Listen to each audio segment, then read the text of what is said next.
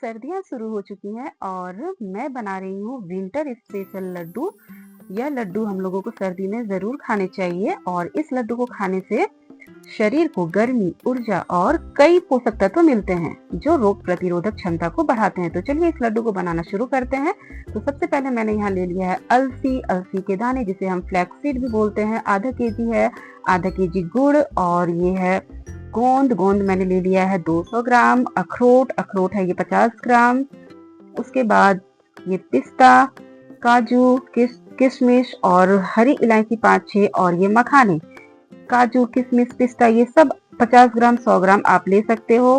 और ये जो मखाने के दाने हैं वो भी मैंने लिया है 100 ग्राम।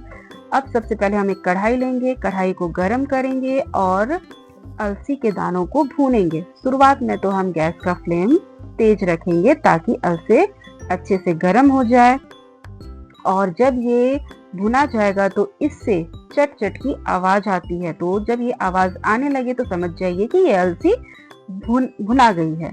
अब हम कढ़ाई को वापस से चढ़ाएंगे, उसके बाद उसमें डालेंगे घी, शुद्ध देसी घी। जब घी गर्म हो जाए तो हम इसमें डालेंगे गोंद को हमें फ्राई करना है। गोंद जब फ्राई हो जाए तो हम इसे एक थाली में निकाल लेंगे और बाकी बचे हुए गोंद को भी मैंने इसमें डाल दिया और धीरे धीरे इसे फ्राई कर दिया। गोंद फ्राई करने में घी ज्यादा लगता है, यानी ये जो गोंद है घी को ज्यादा एब्जॉर्ब करता है। तो जो बाकी थोड़ा सा घी था मैंने उसी में गोंद को फ्राई कर लिया, एक्स्ट्रा घी मैं नहीं डाली। उसके बाद फिर मैं इन ड्राई फ्रूट्स को भी भूनूंगी और ये ड्राई फ्रूट्स में थोड़े से घी में भून रही हूँ, ज्यादा घी डालने की इसमें जरूरत नहीं है। और सबसे लास्ट में हम जब ड्राई फ्रूट से हल्का ब्राउन हो जाए तो हम सबसे लास्ट में डालेंगे किशमिश, क्योंकि किशमिश अगर हम शुरू में डाल देंगे तो किशमिश जल जाएगा।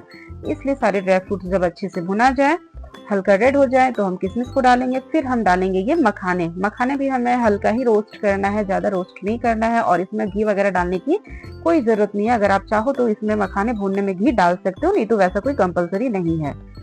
अब ये अलसी के दानों को मिक्सर ग्राइंडर में डालेंगे और इसे दरदरा पीस लेंगे।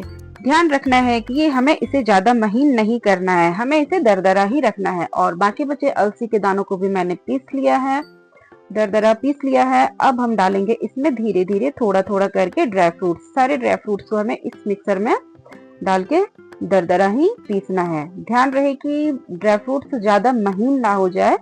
अगर ड्राई फ्रूट्स ज्यादा महीन हो जाएगा तो जब हम इसे खाएंगे तो इसका वो जो दरदरा सा टेस्ट है वो मुंह में नहीं आएगा और थोड़ा हमें ड्राई फ्रूट्स का टेस्ट पता नहीं चलेगा। इसलिए थोड़ा हमें ड्राई फ्रूट्स को दरदरा ही रखना है ताकि ये खाने में थोड़ा अच्छा लगे, ड्राई फ्रूट्स का बीच बीच में मुंह में स्वाद आए तो थोड़ा वो अच्छा लगे। फिर हम डालेंगे वापस से कढ़ाई में घी, 2 चम्मच, ज्यादा नहीं डालना है, छोटे चम्मच से 2 चम्मच। उसमें मैंने डाला है कूटा हुआ इलायची और अब हम डालेंगे ये गुड़ को मेल्ट होने देंगे और इस गुड़ में हम थोड़ा आधा ग्लास जैसा पानी भी मिला सकते हैं। अगर हमें लग रहा है कि गुड़ कम है तो हम आधा ग्लास जैसा पानी मिलाएंगे और गुड़ को हमें बस उबालना है। हमें इसे किसी तार वाली गुड़ रेडी नहीं करना है, बस हमें जस्ट इसे उबालना है। 1-2 उबाल ये अच्छे से आ जाए तो फिर हम इसे, ये जो मैंने पीस के रखा है अलसी के दाने और सारे ड्राई फ्रूट्स, उसे हम इसमें मिक्स कर देंगे और फिर इस गुड़ को भी इसमें डाल देंगे। और गुड़ मिलाने के बाद हम इसको गोल गोल राउंड शेप देंगे, बिल्कुल लड्डू जैसा।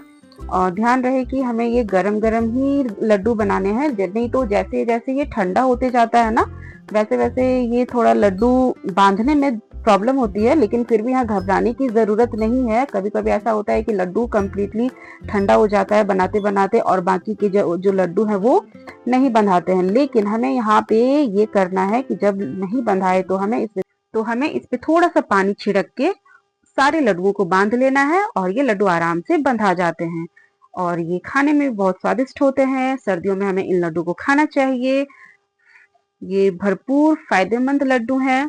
Thank you so much all for watching my video.